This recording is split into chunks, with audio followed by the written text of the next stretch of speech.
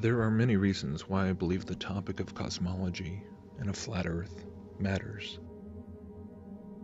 It destroys the false theory of evolution. It points people to a creator. It reveals that the Bible is literally true in a sense that, honestly, most if not all of us did not previously realize. But beyond all this, the revelation and rediscovery of the original biblical cosmology in current times, these last days, serves another very interesting purpose, I believe.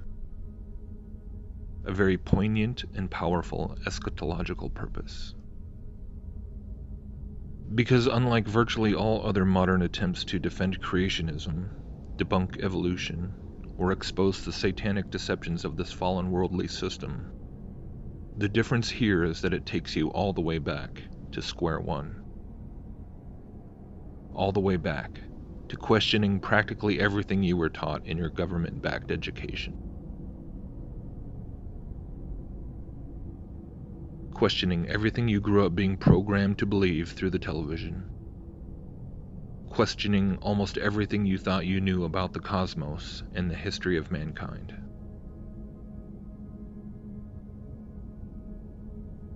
But the thing that increasingly fascinates me about the flat Earth issue is how it provokes such a violent reaction in people. Not just people who are atheists and evolutionists, but from Christians. And not just any Christians, but even Christians who specialize in teaching on eschatology and researching Bible prophecy.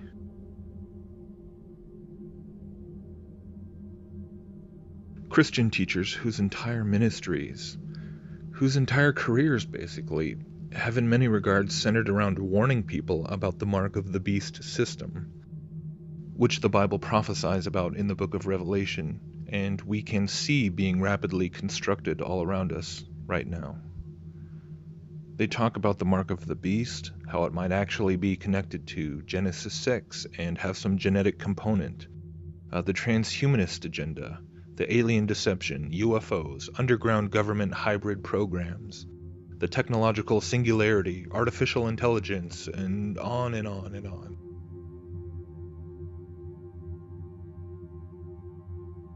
But at the end of the day, no matter how compelling much of this research and its possible connections to the coming beast system might be, the ultimate takeaway is still the same. The practical implications for us are still incredibly simple and unchanging.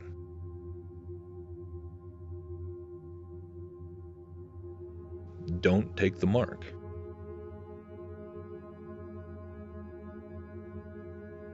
Even Christians who were living in the first century, the days of the early church, who read those words shortly after John the Revelator penned them, they were able to comprehend that much, despite how far in the future the fulfillment of those words might still have been. But this is what is so strange, so incomprehensible when it comes to so many of our alleged watchmen on the wall today, these harbingers of prophetic fulfillment in these final perilous days.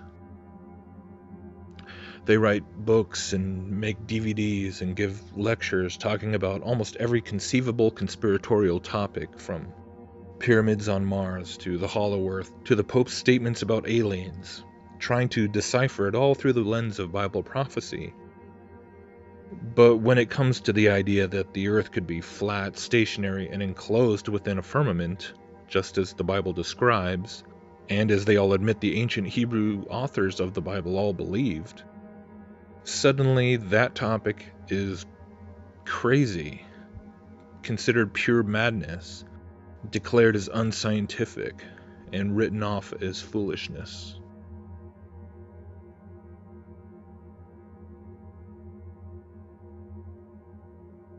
Suddenly, the men and women who supposedly are on the cutting edge of discerning the signs of the times, and avoiding the pitfalls of what the Bible calls the Great Deception, they can't fathom the idea that the enemy of men's souls would possibly be able to pull off a lie about something as fundamental as the earth itself, or the heavens above. suddenly we see them resorting to the same mockery that atheists aim at creationism. We see them appealing to the wisdom of this fallen and deceived world to try and justify themselves.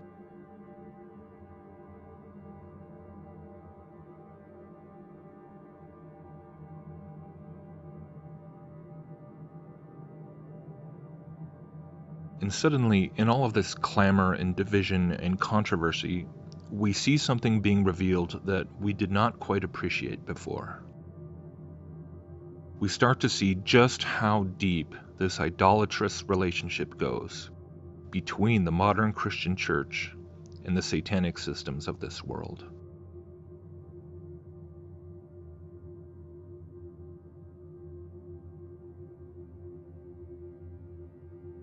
We realize how in so many ways we've continued to try to point to the Bible as the source of inspired truth, but at the same time try to find some way to make it agree with and validated by human wisdom.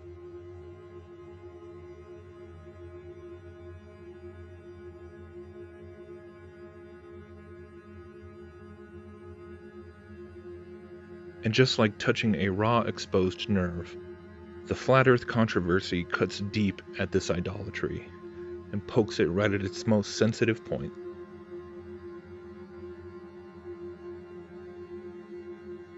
And this is how I see this last day's realization, this end times rediscovery, as being a true gift from above, even if most of the church is too stubborn to accept it. Because truly, if you are too afraid to even honestly investigate something right now, even while the world teaches that it's sheer idiocy, that it's absolutely insane and something to be ridiculed and scorned,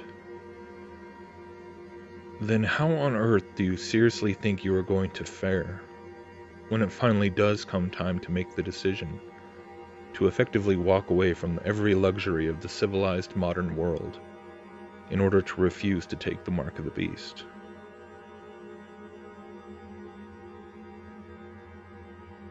What good will all your research about transhumanism and microchips and genetic hybrids and everything else be if you can't even handle being ridiculed for believing the Bible over the opinions of men?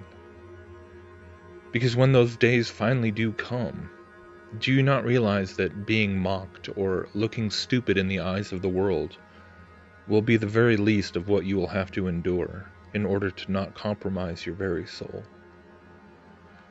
Do you not think it will be regarded as the utmost insanity to even consider opting out of the Antichrist's promises of a technological utopia? Do you not think that you will have to resist the pleas of your own family members to just be sensible and do what you need to do to survive? Do you not know that you will face scorn of entire church congregations and pastors who will have chosen to join the system rather than close their doors? Do you not realize that you will have to live by faith in a way that you and I have never really had to do for our entire comfortable modern lives, relying on God alone to provide our basic needs, not knowing where the next meal might come from, not being able to get a paying job, not being able to buy or sell?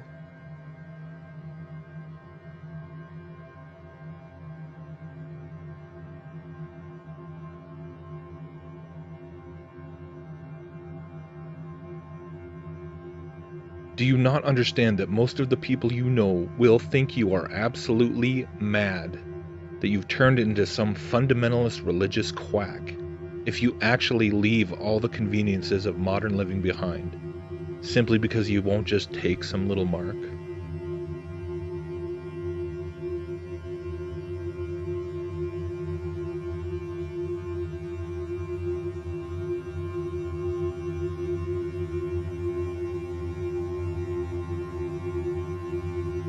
Why do you suppose that you will stand firm in the faith against all the pressures of that system, against all the ridicule, against all the hatred, against being treated like a terrorist and a criminal, even to stand in the face of your life being taken from you if you do not renounce Christ?